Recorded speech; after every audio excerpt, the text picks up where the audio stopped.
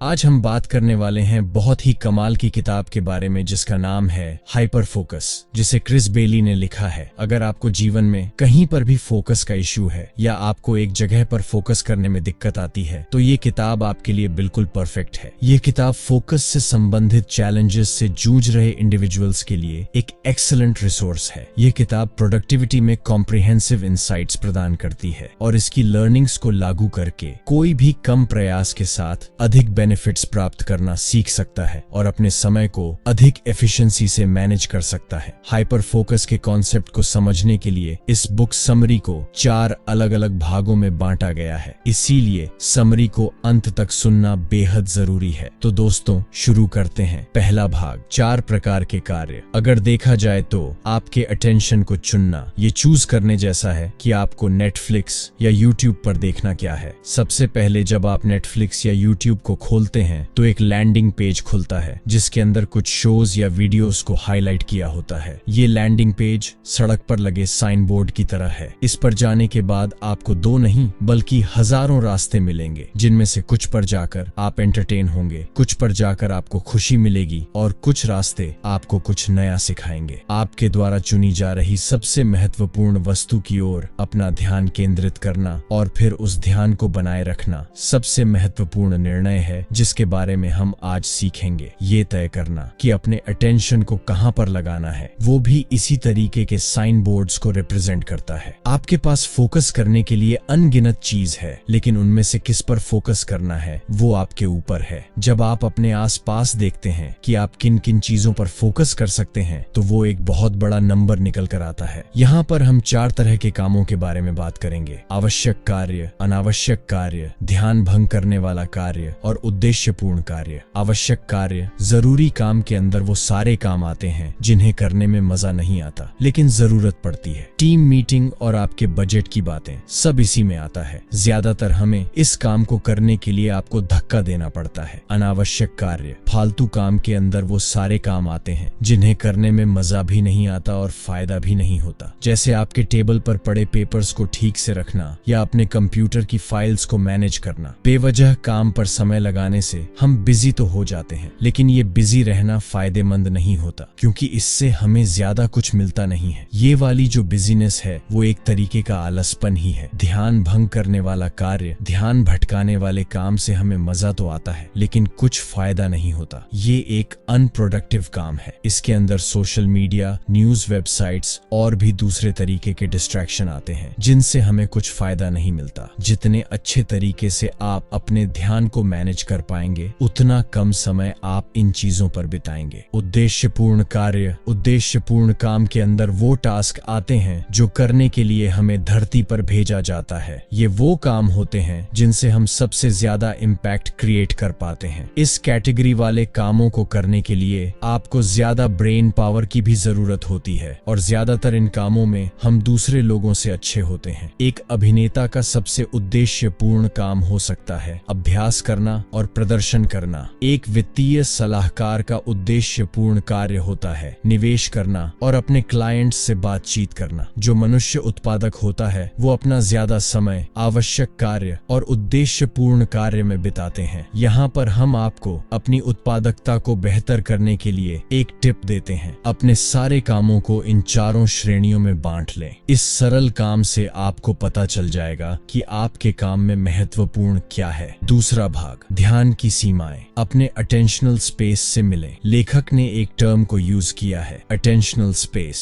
जिसका मतलब है कि हमारे पास एक पल में फोकस करने की और चीजों को प्रोसेस करने की कितनी मेंटल कैपेसिटी है। जब हम ये फैसला करते हैं कि अभी हमें किस चीज पर फोकस करना है तब वो चीज हमारी शॉर्ट टर्म मेमोरी में चली जाती है और अटेंशन स्पेस ये सुनिश्चित करता है कि वो चीज एक्टिव रहे जिससे हम उसके साथ काम कर सके। अगर हमारा ब्रेन एक कंप्यूटर है तब हमारा अटेंशनल स्पेस एक रैम जैसा होता है। ये स्पेस उन सब चीजों को होल्ड करता है जिनके बारे में हम अभी जागरूक हैं, काम जो अच्छी तरह से जुड़ जाते हैं। तो अब हमारे अटेंशनल स्पेस में एक समय में कितने टास्क फिट हो सकते हैं? हमारी जिंदगी में और हमारे काम में 2 तरीके के टास्क होते हैं। पहला होता है आदतें जिन्हें हम आसानी से कर सकते हैं और इनमें बहुत कम अटेंशन स्पेस की जरूरत होती है, और दूसरा होता है जटिल टास्क जिन्हें सिर्फ डेडिकेटेड फोकस देकर ही किया जा सकता है। काफी सारे एक्सपर्ट कहते हैं कि हम मल्टीटास्किंग नहीं कर सकते, जो सही भी है अगर हम वो टास्क करें जिन्हें हमारे ज्यादा फोकस की जरूरत है। लेकिन ये बात हैबिट्स के लिए सही नहीं है, बल्कि हम हैबिट्स के साथ बड़ी अच्छे तरीके से मल्टीटास्किंग कर सकते हैं। भले ही हम दो लोगों के साथ एक समय पर बात नहीं कर सकते, लेकिन हम चल सकते हैं, उसके साथ च्यूइंग गम खा सकते हैं और ऑडियो बुक भी सुन सकते हैं। और इसकी वजह से बिना अपने एक्शन की क्वालिटी को कॉम्प्रोमाइज किए हम बड़ी आसानी से मल्टीटास्किंग कर सकते हैं। ध्यान अधिभार या ओवरलोड। क्या आप कभी किचन या लिविंग रूम में गए हैं और महसूस किया है कि आप भूल गए हैं कि आप वहां क्यों गए थे? अगर ऐसा हुआ है तो चांसेस है कि आप अटेंशन ओवरलोड के ट्रैप में फंस गए होंगे। उस समय आपने अपने अटेंशन स्पेस को काफी सारी चीजों से भर दिया होगा। बैकग्राउंड में जो टीवी शो चल रहा था, रैंडम विचार और ब्लॉग्स या किताब जो आपने अभी रीड किया था, और इसकी वजह से आपके पास अपने असली काम के लिए स्पेस ही नहीं बचा।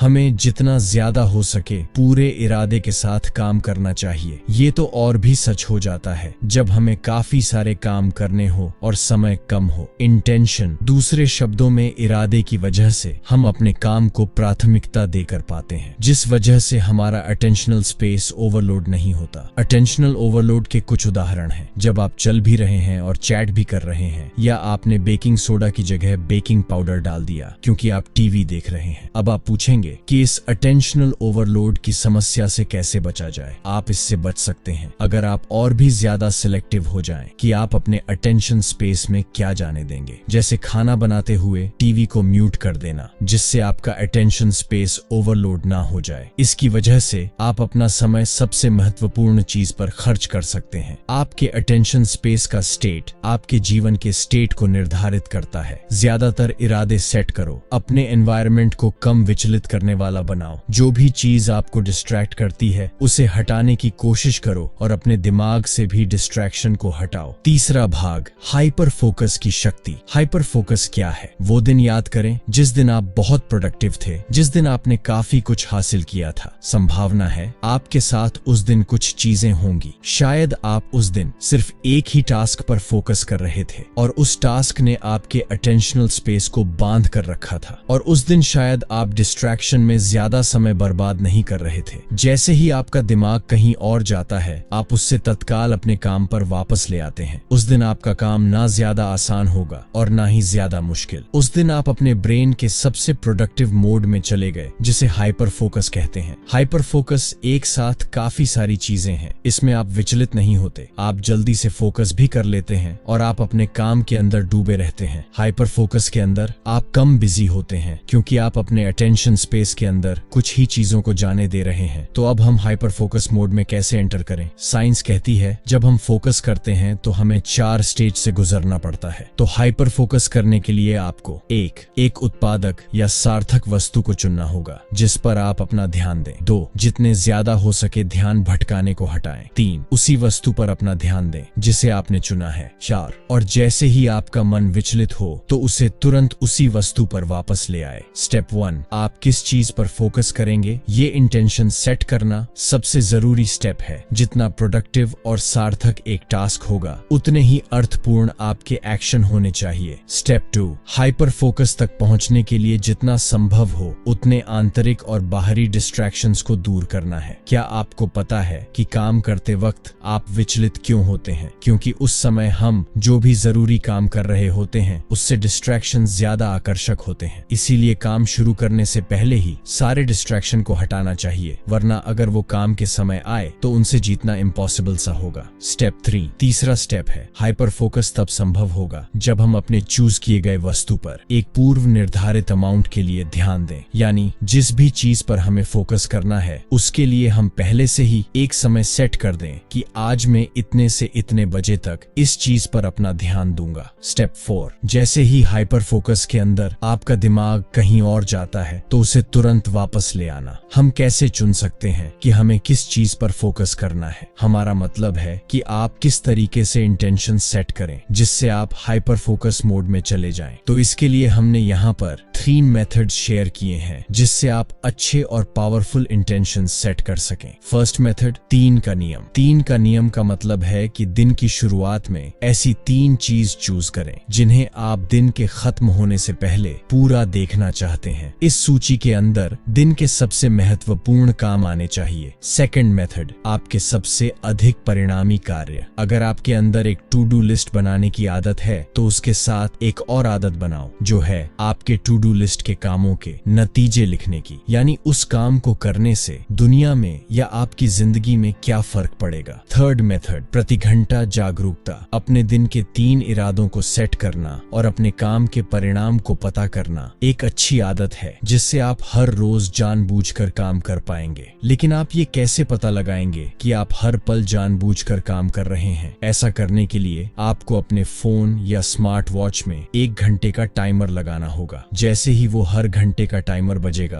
तो अपने आप से ये सवाल पूछें, जब ये अलार्म बजा तो क्या आपका दिमाग ख्यालों में खोया हुआ था? क्या आप किसी प्रोडक्टिव टास्क को कर रहे हैं? अगर हाँ, तो कितनी देर से कर रहे थे? आपका अटेंशनल स्पेस कितना भरा हुआ है? यानी काम करने के साथ साथ आप और क्या कर रहे हैं? अब हमने ये तो देख लिया कि इरादे कैसे सेट करें। अब देखते हैं कि हाइपर फोकस करते समय आने वाले डिस्ट्रैक्शन से कैसे लड़े। दोस्तों, अब हम शुरू करते हैं इस बुक समरी का चौथा और अंतिम भाग, ध्यान भटकने को काबू करना। पहले हमने देखा था कि 4 तरीके के वर्क टास्क्स होते हैं। उत्पादक कार्य, जो या तो वो आवश्यक होते हैं या उद्देश्यपूर्ण, और अनुत्पादक कार्य जो या तो अनावश्यक होते हैं या ध्यान भंग करते हैं। तो अब हम यहाँ ध्यान भटकाने वाले टास्क को देखने वाले हैं। इनको हम 2 मापदंड के आधार पर विभाजित कर सकते हैं। पहला कि हमें उन डिस्ट्रैक्शंस के ऊपर नियंत्रण नहीं है, और दूसरा कि वो विचलित करने वाले, हमें परेशान करने वाले लगते हैं या अच्छे लगते हैं। ज्यादातर डिस्ट्रैक्शंस उस श्रेणी में आते हैं जिन्हें हम नियंत्रण कर सकते हैं, जैसे कि इंटरनेट चलाना। हाइपर फोकस करने के लिए आपको एक डिस्ट्रैक्शन फ्री मोड में जाना होगा। एक डिस्ट्रैक्शन मुक्त तरीके से आप पहले से लगभग हर कंट्रोलेबल डिस्ट्रैक्शन को समाप्त करने में सक्षम होते हैं ताकि आप अपने सबसे महत्वपूर्ण कार्यों पर हाइपर फोकस कर सकें। तो अब यहाँ पर हम आपको कुछ सुझाव दे रहे हैं जिन्हें इस्तेमाल करके आप एक डिस्ट्रैक्शन फ्री एनवायरनमेंट बना पाएंगे। 1,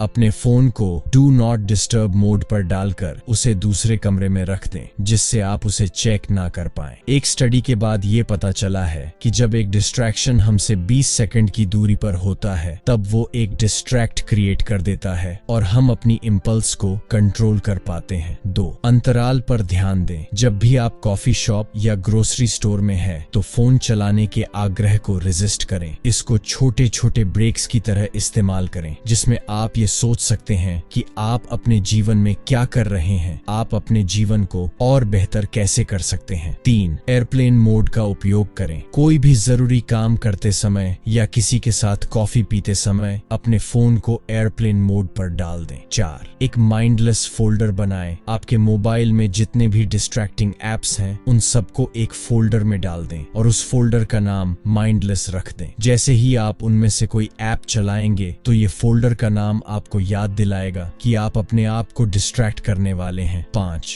अपने अटेंशनल स्पेस का आकार बढ़ाना। आपके अटेंशनल स्पेस का साइज निर्धारित होता है एक उपाय जिसे वर्किंग मेमोरी कैपेसिटी कहते हैं। इसका मतलब है कि आप एक समय पर कितनी जानकारी को दिमाग में रख सकते हैं। जितनी ज्यादा आपकी वर्किंग मेमोरी कैपेसिटी होगी उतनी ज्यादा जानकारी आप एक समय पर अपने दिमाग में रख पाएंगे और उसके साथ आप कॉम्प्लेक्स टास्क को भी तेजी से प्रोसेस कर पाएंगे। एक बड़े अटेंशनल स्पेस के काफी सारे फायदे होते हैं। एक बड़े अटेंशनल स्पेस की वजह से आप विचलित होने के बाद भी काफी जल्दी ट्रैक पर वापस आ जाएंगे। तो हम अपने अटेंशनल स्पेस का साइज कैसे बढ़ा सकते हैं? एक बिल्कुल सरल अभ्यास है जिसने हर अध्ययन में ये साबित किया है कि वो हमारे अटेंशनल स्पेस के साइज को बढ़ाती है और वो प्रैक्टिस है मेडिटेशन। मेडिटेशन एक बड़ी सरल तकनीक है। ब्रीदिंग मेडिटेशन में हम अपनी सांसों पर फोकस करते हैं कि वो कौन से एंड से जा रही है और कौन से एंड से आ रही है और भी बहुत कुछ।